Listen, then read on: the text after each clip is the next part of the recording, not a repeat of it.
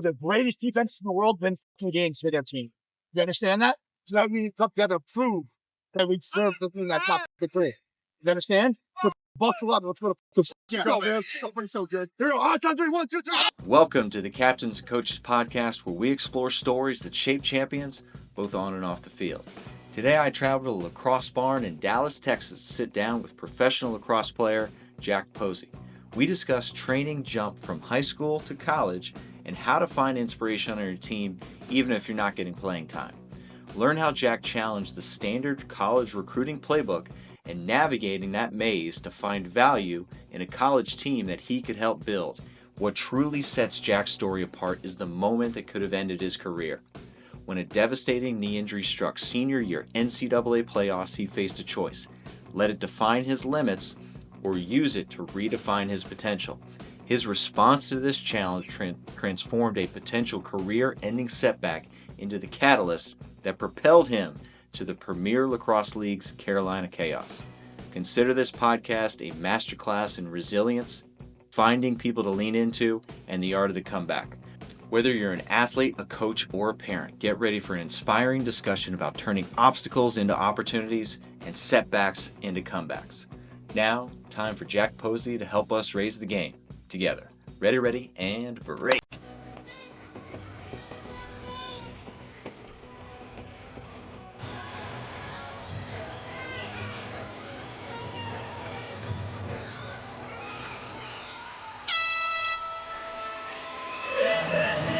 Yes, sir. Thank you for having me, Tex. Well, Appreciate you. welcome to the show. We need to shout out to Coach Tyndall for allowing us to record the podcast here, and then Justin Kavanaugh for making the introduction. Yeah, man. I mean, both Coach Tyndall and Coach Cav have significantly changed my life, and just to be here with you and to be able to have this opportunity to be on your podcast because of those two. I mean, that's just the beginning of where that gratitude starts for those two guys. But yeah, I'm excited to be here and excited to dive into everything we got going forward. Let's start with that Cav introduction, because you were Northern Virginia high school lacrosse player. Correct. Was there any other sports involved, or was it lacrosse? Yeah, so growing up, I played like a bunch of sports. So it was like basketball, football, uh, baseball, lacrosse. And then when I got to high school, it shifted to only football and lacrosse. Originally, I wanted to play football. I thought football was super cool. I was a linebacker growing up, and Ray Lewis and London Fletcher were like my idols. And Who's your pro team? My pro team? I'm from DC, so the Commanders. Go Commies. All right. But no, man. So when I was in high school, I wanted to play football initially. I actually ended up getting injured. I tore my labrum in my shoulder my sophomore year, and candidly, On the football field. yeah. I got my ankles broken, and when I got my ankles broken, I reached to grab somebody and popped my Broke shoulder your out. shoulder. Oh, yeah. So add injury to insult. But yeah, after that, I got surgery, and I realized, we can talk about it a little bit more in detail later, but then I realized lacrosse is where my true passion was, and that's where my talent was as well. And after my sophomore year, I stopped playing football. So I was football and lacrosse freshman and sophomore year, and then junior and senior year was just lacrosse. Side question, as we work through your journey, do you feel playing multiple sports growing up benefited you in the long run as a professional lacrosse player? 100%. I think one of the things that really helped me stand out in the lacrosse world was because I played so many different sports. I had developed as an athlete at an early age, and because I played other contact sports, especially like football, I was very aggressive and physical. And then when I got to the lacrosse field, I realized a lot of the guys who were playing didn't have that same sense of physicality. Mm-hmm. So right away, I had an athletic advantage just because I was so used to the contact and I was so used to that kind of physicality and aggression. That other people they were turned off by it, and they didn't want to dodge against me. You know, being a defender, I was aggressive and strong, and I gained those skills through playing football. Yeah, linebacker with a stick. Yeah, exactly. A 6-foot stick too. So, yeah, no, playing multiple sports, that I think everybody should. people specialize and all that kind of stuff. And I think it's great to develop the skills, but there's so much exploration with sport and with who you are as an athlete at a young age that you don't get unless you play multiple sports. Yeah. So yeah, I wish I continued playing football throughout my senior year, but um, I knew what I wanted and I had to make that choice. Especially just because of the injury, and candidly, our football team was terrible. So Yeah. it was a tough decision, but yeah, I'm a huge advocate for playing multiple sports. It's great. I'm glad it worked out. So then within your high school journey, when did you start getting looks at the Division I level? Was that sophomore? Was it junior? When does it happen on the East Coast? It's a little bit different down in Texas, but when does it happen on the East Coast? Yeah, good question. So when I was going through recruiting, this is actually before, for lacrosse specifically, the September 1st of your junior year rule got put in. So coaches, back when I was getting recruited, they could contact you or they could contact your club, and you could commit before that September 1st of your junior year.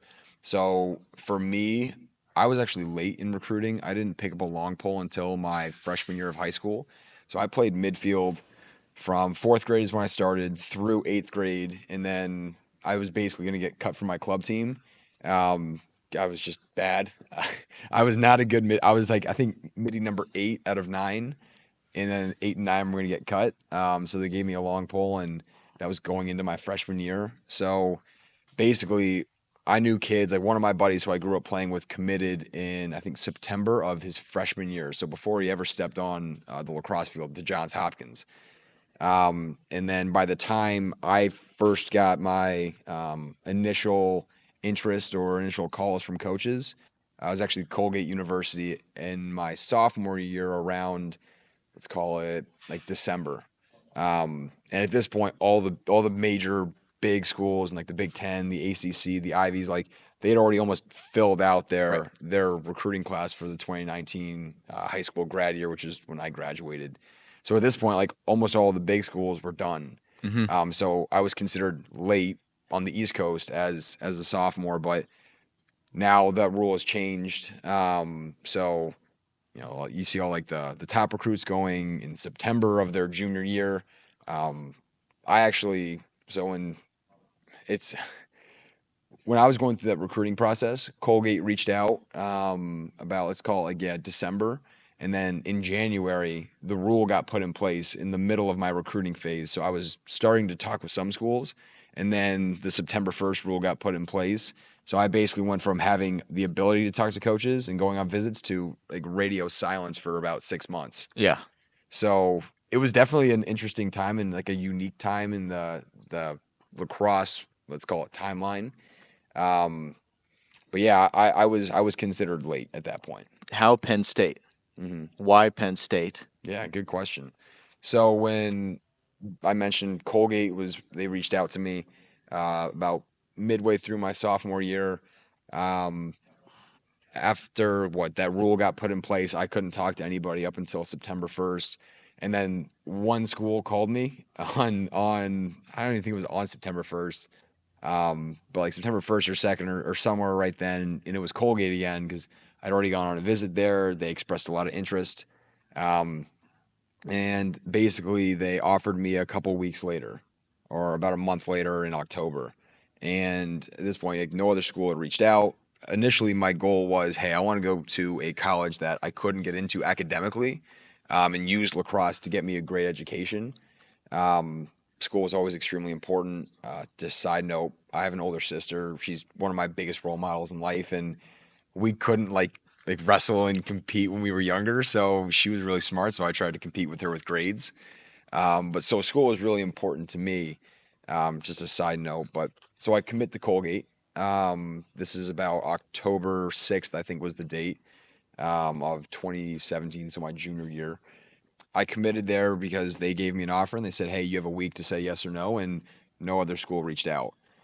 So I was committed there for, my whole junior year. And then at the end of my junior year, the head coach that I committed to actually stepped away from the program, and the other assistant coaches who I had gotten to know, they also stepped away. In in Virginia. I went to a public school. Nobody from my high school had gone and played in college at any level at that point. Wow.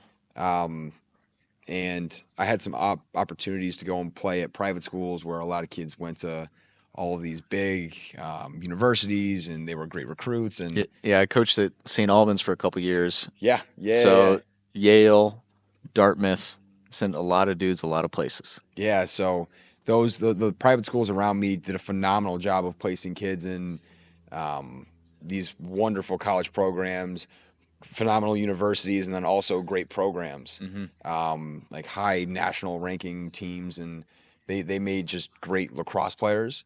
I made the decision to stay at my public school, Freedom, really because I wanted to play football with my friends and just enjoy my high school experience. And I had this belief that if I worked hard enough and I did all the right things, the schools that inevitably I would end up playing at or that I would play at, they would find me. Right. So back to the Penn State piece. After my junior year, when the coaching staff had left Colgate, there was the Under Armour All-American like regional team, and I was committed at this point. I didn't need to go to get recruited because this was the biggest recruiting event of the summer. But for me, it was more so the best talent went there, and I wanted to see how good I was compared to the best talent out, just because I knew in my public school league the talent just wasn't the same. Yeah. So I was like, okay, like I want to see how great I am, or I think I'm pretty good. Like, let's go out and find the best competition and see if I'm as good as I think I am. So I was fortunate enough to make the DC regional team, went to the tournament, killed it. I mean, I played very well against some of the highest ranked kids in my class, and I didn't even know who they were. I mean, for me, every time, I think it's interesting because I see a lot of kids nowadays too, and they're like, oh, this kid's ranked, or this kid, like, look at his highlights, or oh, I know this guy and this guy from their tape. And when I played, I didn't know who anybody was. Yeah. Like I cared about my teammates and the current team I was on, and I just cared about getting better and playing the sport I loved. So I had this one game against this one kid. I guess he was a top 10 recruit in our class, and I just went out and played my game and shut him down. And then from that, Penn State reached out, and a couple other big schools reached out as well. And at that point, I was like, okay, I don't have any coach. These other schools are expressing interest. So I was like, you know what? I'm going to go on at least some of these visits. And because my circumstances changed, I was like, it's worth at least exploring. And man, there's a lot of reasons why I picked Penn State, but I mean, the biggest one was when I went and spoke with Coach Tambroni and I visited Penn State. Like the first hour of our conversation, it was my dad, Coach Tambroni, and I, and he was asking me about like what was important to me in my life, asking me about my family, my role models, like talking with my dad in the room as well, and he was really trying to understand like who I was as a person and what was important to me. And then he brought up this story that he tells all of his recruits, and it was something that just resonated with me so much. And it was this concept of, if I were to go to Penn State, the experience would be like going out and building a house, like brick by brick with your bare hands. And then one day being able to move into that house when you finished it. Versus, let's just say, going to a more storied program like, let's call it Johns Hopkins. They've won a lot of championships.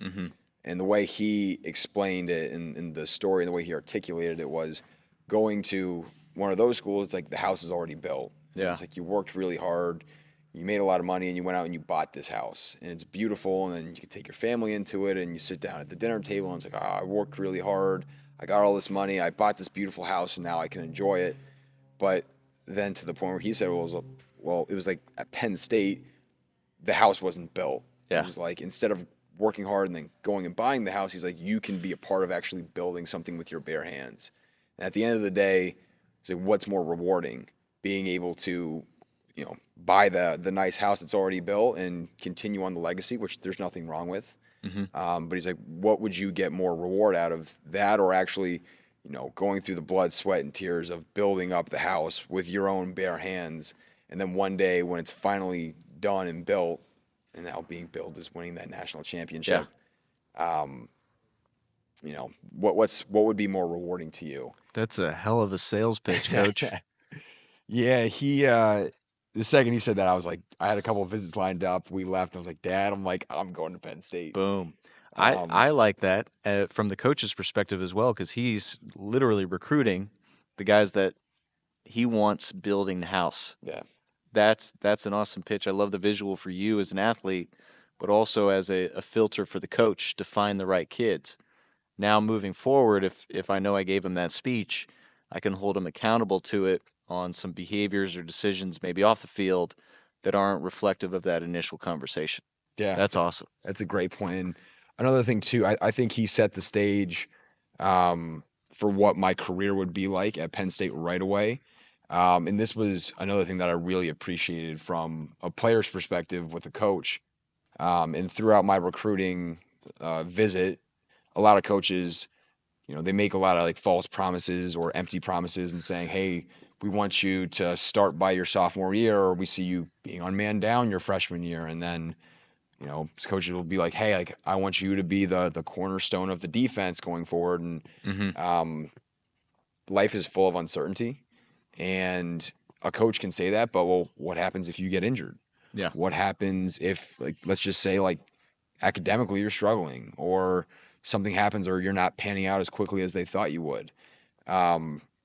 And one thing that Coach Tambroni said to me on that recruiting trip that just it stuck with me and will always stick with me was the only promise he made was he was going to promise me the opportunity to work hard and nothing else. And every other coach I talked with, not that they were bad people for it or bad coaches for it, but they made other promises or tried to say, hey, Jack, like, we see you as like this player or that player, or being in this role by this time. And it's like, man, like, that's my goal is to play right away, but at the same time, it's like you can't, like, you don't know if that's going to happen or not. But when Coach Tambroni promised me that opportunity to work hard, I was like, okay, like, this guy gets it. And like, I can play for him because no matter what, he'll always give me the chance to earn my spot. So that was something, like, as a player, I truly appreciated. And now as a coach, that's the only promise I can ever give to any athlete that I work with. And I want to highlight that jump that you made from high school to college in the terms of the hard work. You had a strength and conditioning coach with Coach Cav. Yeah. And I'm sure that puts you in a good position to be ready for the training volume at Penn State, because it's not only the play and the speed, it's also the amount of work that a kid has to do freshman year of college compared to, their whole high school career. Yeah. I think one of the greatest blessings in my life was finding the Sport and Speed Institute. So Justin Kavanaugh's old gym. Coach Cav, as an athlete, I wouldn't be where I am today without him. He taught me not only how to take care of my body on my own, and being able to develop that self-awareness and that body awareness as to, like, what I needed to succeed as a player, because, like, the best ability is availability. Like, if you're hurt and you can't play, you're not going to be on the field. So not only did he teach me how to take care of myself, but in a lot of college programs, gosh, man, like, I loved my experience at Penn State. I had great coaches at Penn State, but I've seen a lot of times where, now I give strength coaches credit because they have a lot to do and not a lot of resources to work with. But sometimes, like, the programming for a whole team, it's not conducive, or it's not the best program for each athlete, or it's not conducive for the whole team. And lacrosse. Yeah. So a lot of the strength and conditioning coaches that step into these Division I lacrosse teams, they didn't play the sport. So they're not as connected. They may attend practice, but they don't know what it feels like experience-wise. So they have their theories versus the actual experience and development. Yeah. And then, of course, how many kids are on the Penn State program? Last year we had 55, but I think we hover around 50. Yeah, 55. So it's one coach to 55 or two to 55. That's still not enough time and resources, of course, and just And connection. most of these coaches have multiple teams they coach as well. Yes. So it's not like a football where you are responsible for a team. It's lacrosse and. Yeah. So I understand that. So I'm hoping that the sport gains more connection to performance, just so they can see the benefits that you saw with Coach Cav's programming, and then that led to you protecting yourself at the college level. Yeah. Time out. Leaders, listen up. Are you ready to transform not just your game, but your entire approach to excellence? Introducing the Captain's Speed, Strength, and Swagger Training Program, where championship mindsets are forged and leaders are built. This isn't your parents' cookie cutter CrossFit class or the sit on your phone with your boys for 2 hours at the gym. This is your blueprint for dominance, combining explosive strength training, game-changing speed work, and the mental conditioning that separates good players from great leaders. We're talking about next level development that shows up everywhere, in the weight room, during practice, and when your team needs you the most. Because true captains don't just perform, they elevate everyone around them. Ready to become the leader your team deserves? This is your launching pad to excellence. Visit the link in the show notes for your transformation in a 7-day free trial. Remember, champions aren't born in the spotlight, they're built in the shadows. Train like a captain, lead like a legend. Now, let's get back to the show. Ready, and break. This is an interesting point. One of the greatest things I learned from Coach Cav and working with him in high school leading into college was, especially, I mean, this is for all like the players out there who are going into college. Right away, there's this massive, especially when you're a freshman, you're trying to prove yourself. There's this feeling that you need to go out and you need to be the hardest working guy in the gym. You need to be putting on the most weight and you need to be getting as big as possible. But a lot of times this will end up putting you in a situation that's not conducive to your on-field success and will actually either get you to the point where you might not be injured, but you're experiencing a lot of pain because you're pushing yourself way too hard, you're straining. And if you're in any pain, like that's going to be on your mind when you're playing and you're going to be slower in a game where speed is so important. So one of the biggest things that Coach Cav taught me was there are certain days where you need to be the hardest worker, and not that you shouldn't be the hardest worker all the time, but you need to understand your body. So it's like some days you're going to work really hard and some days you're going to be the biggest cheerleader. And it's like you have to have the self-awareness, or you have to be able to develop the self-awareness of understanding when you can work hard. Now, the days where I was the bigger cheerleader, which I think is also always important to be supportive of your teammates. Like some days my body was in shambles. Like we did a hard lift, a hard conditioning set, hard practice. I'd go out and do extra one-on-ones, extra wall ball, extra footwork, and my body was just toast. And I'd still work hard, but in that lift, instead of pushing myself to the point where I would potentially strain or injure myself, I would work smart in the sense of, okay, now I'm going to be the best teammate possible. Yeah. And I'm going to take care of myself. And that was my working hard. Like I'd spend an extra hour stretching that day.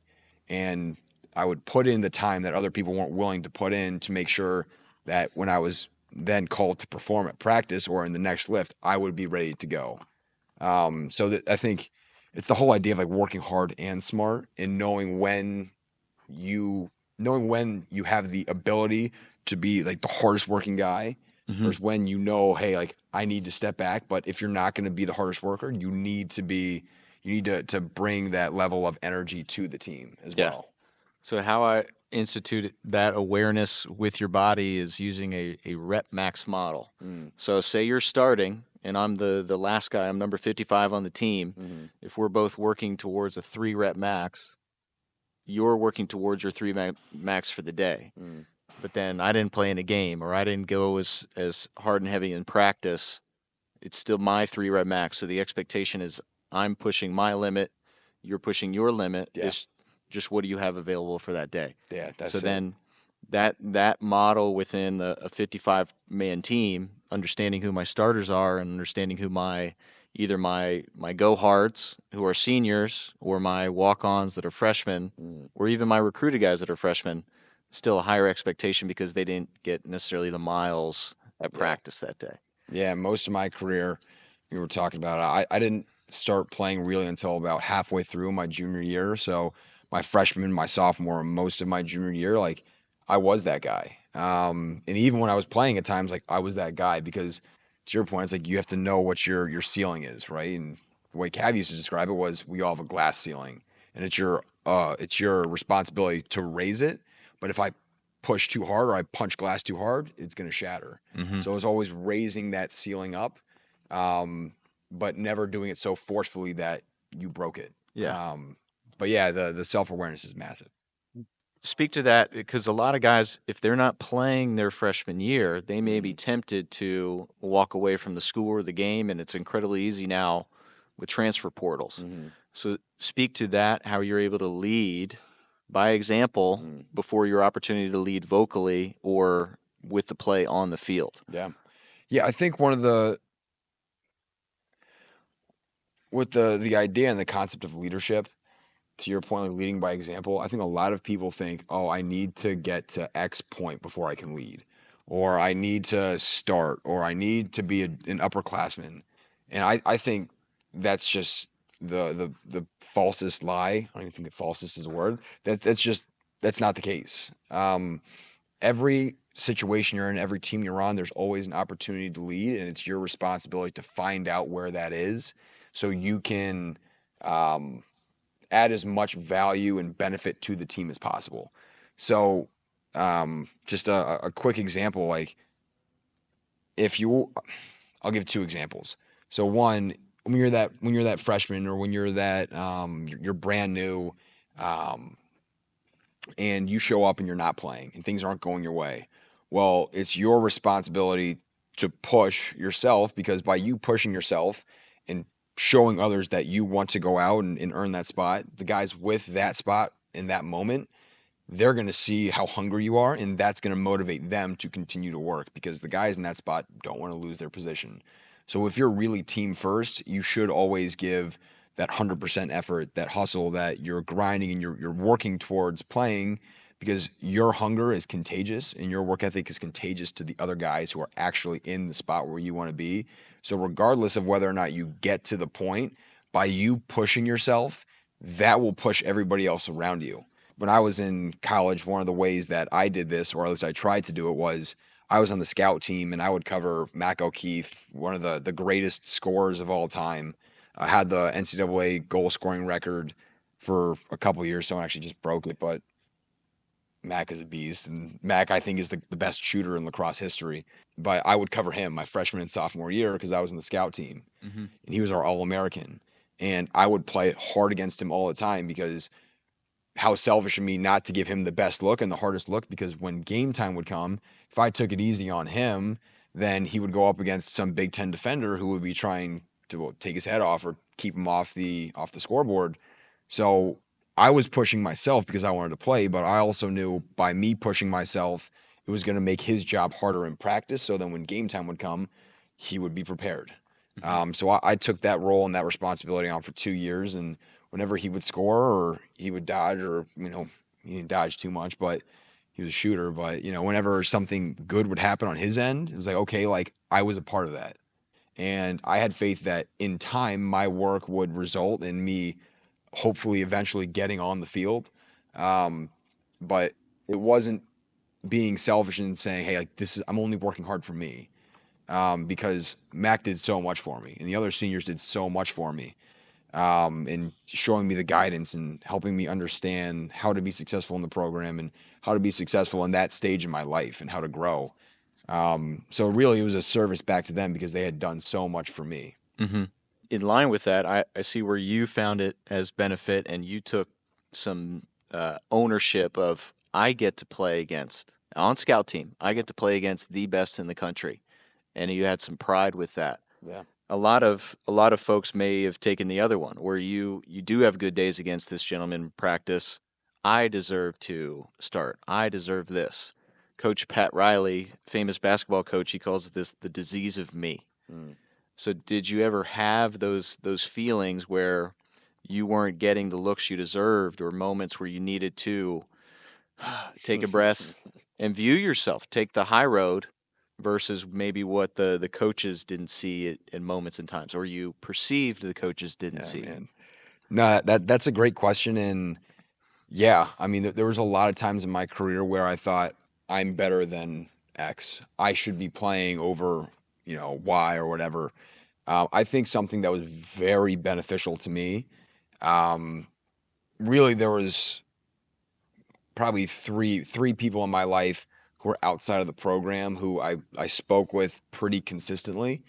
One was my father, my dad. We would talk a lot, and I'm so grateful. So my parents are my greatest mentors. They're my greatest role models in life. I look up to them in every situation. Like the way that they raised me. I have an older sister and a younger brother, and the way they raised all three of us, like um, they did the absolute best job they could. And I mean, man, they were just down here visiting me about a week ago. So just spend some time with them. And I mean, I just moved down here and I just graduated, so it was just such a great moment to be able to show them like, hey, everything you taught me, like I'm out living on my own now. Like you prepared me for this life.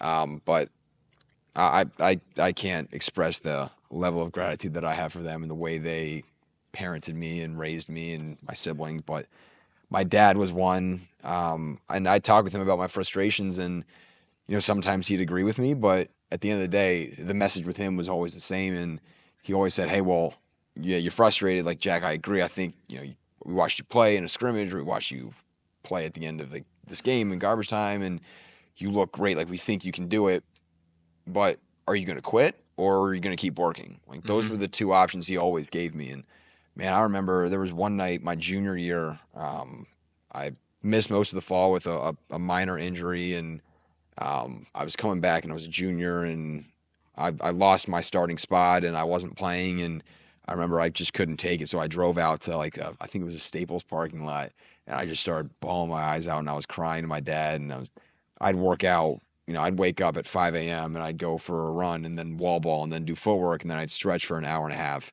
and then I'd go to class, and I was a high performing student. And, I was getting like straight A's, and then I was also doing all this leadership stuff and trying to help the team and progress, and I wasn't playing. And then I'd do practice, and then after practice and lift, like everybody else, I'd stay after and do more one-on-ones, then more wall ball, and then more film. And I just felt like I was doing everything and nothing was going my way. So I had done this for now almost 2.5, almost 3 years. I call my dad crying, and I'm expecting sympathy. I'm expecting, oh, Jack, like you're good. Like, you deserve this, blah, blah, blah. And literally he just said, well, are you going to quit or are you going to keep going? He's like, if you want to quit, fine. And it wasn't like he was forcing me, but he's like, you can either quit and stop complaining, or it's like you keep working and you stop complaining.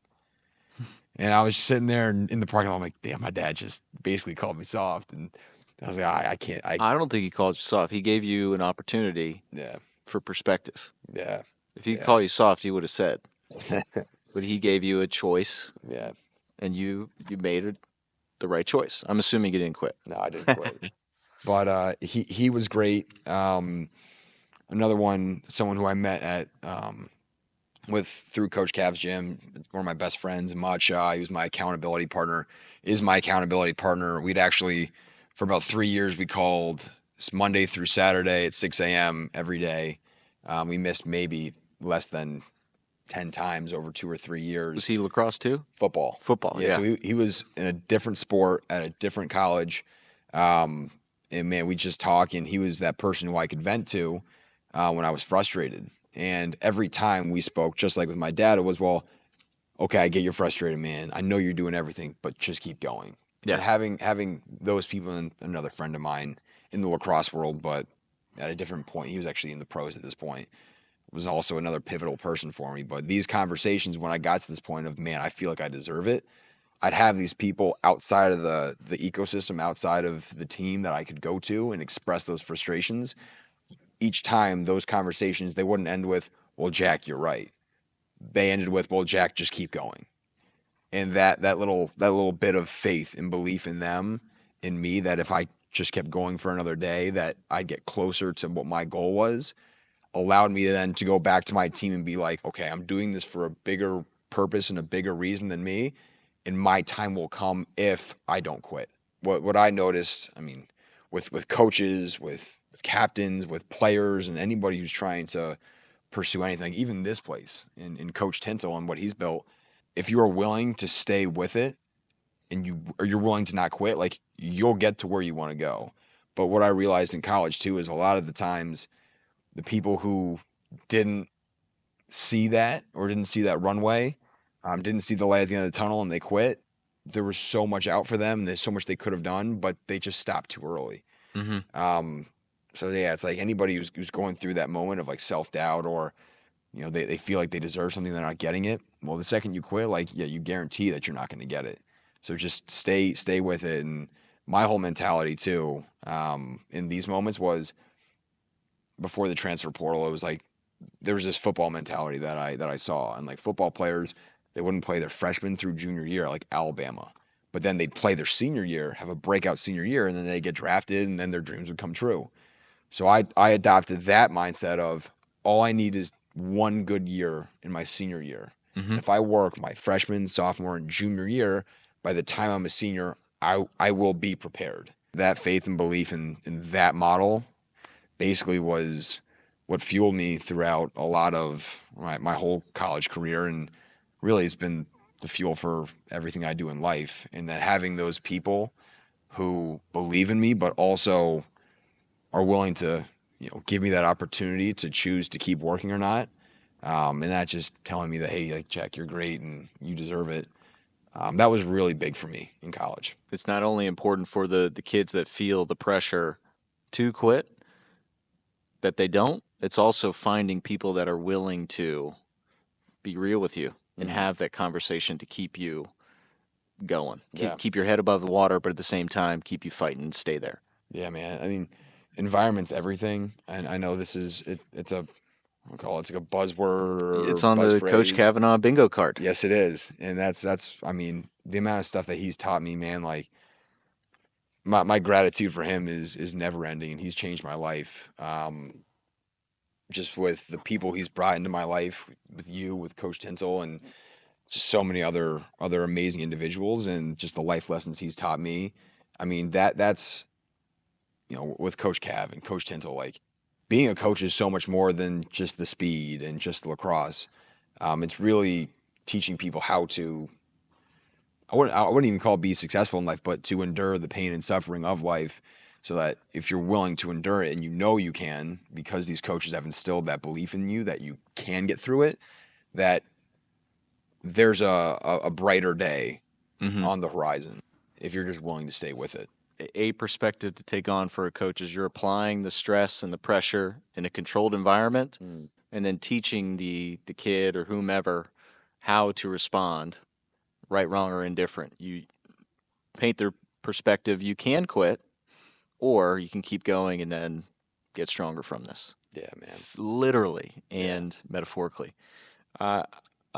I do want to highlight that it was not a straight path to get where you are with the PLL chaos. There was a twist along the way. Yeah, a twist that was a little too fast and it sucked. Yeah, so you're referring to I tore my ACL, my meniscus, my senior year. So a little bit of context too. I didn't play up until about halfway through my junior year. One of my best friends had a career-ending concussion, which was devastating. But that was the opportunity I had to step up and play, and get my first real minutes at Penn State, which I was grateful for the opportunity.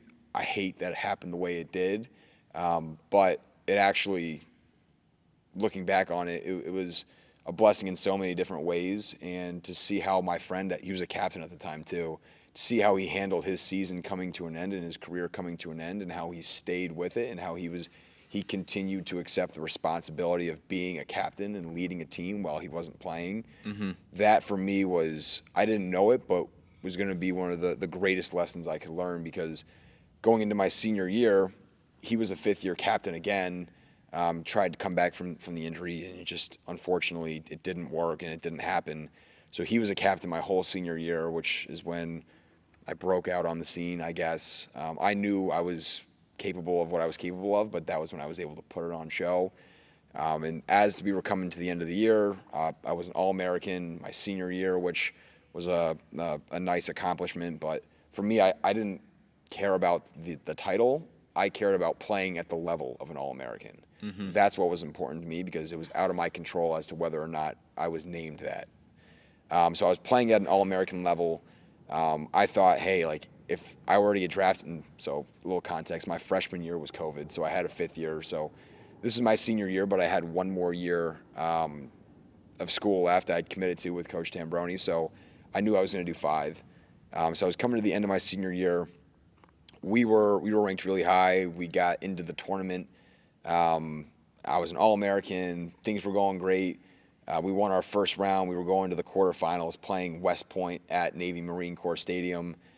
And when we were there, gosh, there was maybe 13, 15,000 fans there. And I was having one of like the best games of my life. First quarter, lights out. Second quarter was killing it.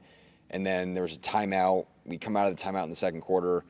Guy dodged me from behind the cage. A routine play that I've done thousands of times. I step, I try to change direction, and I tear my ACL and my meniscus. And at that point, I was thinking, or before that, I was like, well, if I were to get drafted this year, I think I'd hopefully be maybe like a second-round pick, maybe a first-round pick. Like I thought I was good enough to be at that caliber. And I was thinking, surely next year when I get drafted, or hopefully when I get drafted, like I could be a first-round guy. And then in an instant, it's okay, back to zero. I'd worked up for 4 years trying to get to this point where I believed I could get, and I had faith that where I could get to. And then in an instant, it was like, oh, and now you're going to have to go through what's typically a year-long process. And, to make it even better for you, Jack, it happened at the very end of the season, the week before the last possible game. Yeah. So this was all going through your mind when you're on the turf. Well, when I was on the turf, there was one thing going through my mind, and it was I was hoping I was gonna pass out because my knee was I was in so much pain. It was like 100 out of 10, and it's funny. My buddy walked up to me. He's like, "Hey, you're good, right?" I looked at him. I'm like, no, like my knee's gone. He's like, "Oh, like you can get up." I'm like, "Dude," but this is in the days after, where it's like all of this is like rushing and going through my head and very emotional. And we won that game, which was amazing. Went to the Final Four. Lost in overtime to Duke. And, I wish that I like to think that if I hadn't gotten injured, that the outcome might have been different. I think all athletes think that. At least we like to think we could have done something to change the outcome. But regardless, I got my surgery in June after my senior year, and the typical ACL meniscus recovery is a year long, 12 months. So quick math, 12 months after June is June, and the lacrosse season ends in May. Yeah. So I had these dreams and goals and plans of playing pro and, being a first-team All-American and in my final year. And a lot of that was like, oh, you might not even play anymore. So I was fortunate enough to find Lars again, which that story we could share another time, but that was amazing. And Lars Stevenson, Dr. Lars Stevenson, Marymount University, my alma mater. Yes, so sir. Shout out. Him and Coach Cav really spearheaded my whole recovery process, and man, there's so much within that as well. They got me back in about 8.5 months, and I was 100% in 8.5 months, and just kind of, I know we're a little short on time, but when I got back in 8.5 months, physically I was 100%, but it takes a little bit to get back into the level of play and getting back to the speed of the game. So I made my return. We were playing Johns Hopkins. I started at that game, played well, made a couple mistakes. But basically from that game forward, I think I played in about 6 or 7 games. I got less and less playing time as the year went on because I wasn't playing good. And then eventually in my 5th year, the season ended in the first round of the NCAA tournament playing at Georgetown. And we lost, I think 12-9. I played 90 seconds. I went in, got dodged once, got spun around and beat, and my coach pulled me out. So my final college game ever was the only time I had on the field was one possession of getting burnt, and then I got pulled in the biggest game of my career, really. And family in the stands, I imagine. So that was DC. my whole family was there. My grandma, it was her second game she'd ever been able to go to. Her first actually was the Hopkins game where I made my return. But she was sitting literally right behind me, and I feel the pressure of my family right there, and I just want to go out and play just so they can watch me play one more time. And I had to eat that. But then 13 days later, the second that game ended, I had 13 days until PLL training camp started. So I had to go from playing 90 seconds on my team, which at that time we were the 9th ranked team in the country, to then having to go and cover the best offensive players in the world 13 days later. And by the grace of God and taking life one day at a time, I was able to prepare myself. And in 13 days, I went from playing the worst lacrosse of my life to playing the best lacrosse of my life and earning a spot on the Chaos. So it truly is by the grace of God that that was able to happen, that I was able to do that. But yeah, one of the big things too, just for athletes out there who are experiencing like any injury or any worry, like first and foremost, with any injury or surgery that you're going through, the first and most important thing that I learned is that the stories we tell ourselves, they don't dictate our outcomes, or sorry, they don't predict our outcomes, but they dictate what happens. And what I mean by that is, if I were to say, oh, I have a good knee and a bad knee, well, right away, that narrative, or saying like, oh, my hurt knee and my non-hurt knee, I'm already putting myself at a mental block, and I'm going to make my recovery that much harder because now I have a perception that one knee is better than the other. So I'd strip the negative connotation, and I wouldn't allow people to say, oh, how's your bad knee? I was like, no, that's my surgery knee, and I have my non-surgery knee, or my affected knee and my non-affected knee. So I pulled out the emotional aspect to it, because with like surgeries and injuries, like that's one of the hardest things to overcome mentally. So be very precise with your language and not associating that negative connotation with any physical injury that you're going through. And the other thing was the whole concept of just not worrying, or not worrying, but casting your worries onto tomorrow. One of the favorite kind of like quotes and favorite like ways or phrases to live by is like, today has enough, like you have enough to worry about today to worry about tomorrow as well. So you should cast your worries of tomorrow onto the next day, and like they'll come. Like there's going to be challenges and there's going to be stressors in life, and they'll come. So don't worry about it today because you already have enough on your plate now. So I really just took the mantra of like living day by day and doing everything that I physically could one day at a time. And I had faith that if I committed myself to being present, and if I committed myself to doing everything I needed to do on the day that I had, that in time I would get to where I needed to go. And if I worried about the future outcome, like making the Chaos in 13 days after, if I worried every single day about making that team in the 13 days that I had, there's no shot I would have made it, because I would have been so stressed and I would have not been able to be present in my training. So I casted my worries onto tomorrow. And that was one of the things that just helped me stay present, and really, make the progress that I did. I feel that's a strong way to end this, and to give some guidance for coaches out there. It's not only just saying this, it's an opportunity for a coach to help lead and shape the mindset, so that what you did there, this is called neuro-linguistic programming. So athletes listen, coaches actually look into, it's called NLP. So that's an awesome opportunity for you to understand what the weight of your words, good and bad, has on an athlete and an impact. If I know you got big goals for this year, so what are those big goals, and then where can people go to follow your journey as you continue on in your professional lacrosse career?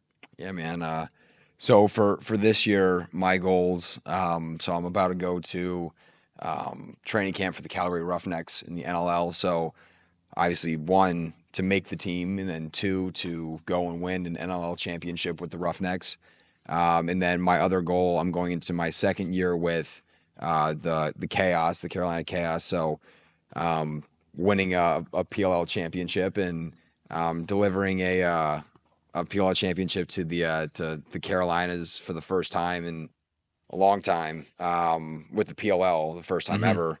Those are my two big athletic pursuits right now. And I'm on Instagram, I'm on TikTok, I'm on YouTube, or I'm going to be on TikTok, but on Twitter, Instagram, and YouTube.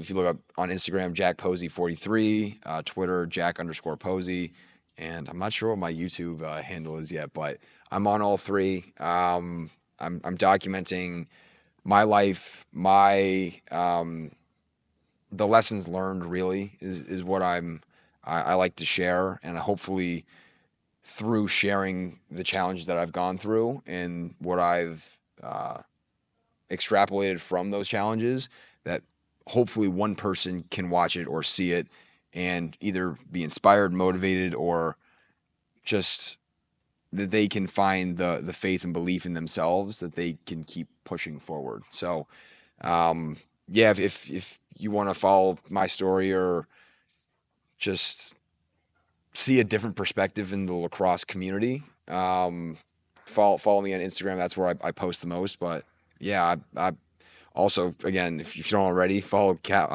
captains and coaches in Texas as well. And it's amazing what you're doing for this community, and not only the lacrosse community, but for coaches and sports as a whole. And I'm just honored and blessed to be here with you. So thank you. Grateful for your time, man, and sharing and shaping this, because there's a lot of adversity you overcame to be here, and then we'll continue to turn this into a journey versus some narrative and story you keep on telling yourself. So that there's a lot of important stuff that I learned about you that hopefully the listeners can take away here. And welcome to Texas. Yeah, man. The greatest country in the U.S. Yeah, it feels like it. I love it down here, and I'm excited to start this next journey and adventure of my life down in the great country or state of Texas. So Depends on how you look at it. Everything's perspective. All right. Well, that does it for another episode. Bye. Appreciate it. All right. Get out of their way. Appreciate you. Crushed it, man. Thank you for joining me on another episode of the Captains and Coaches Podcast, and thank you, Jack. Be sure to give Jack a follow on all social medias and follow the PLL games this summer. If you like what you heard here, be sure to like and subscribe to the show. Give us a rating and review. That's going to help us reach more potential leaders out there and help us with our mission to raise the game.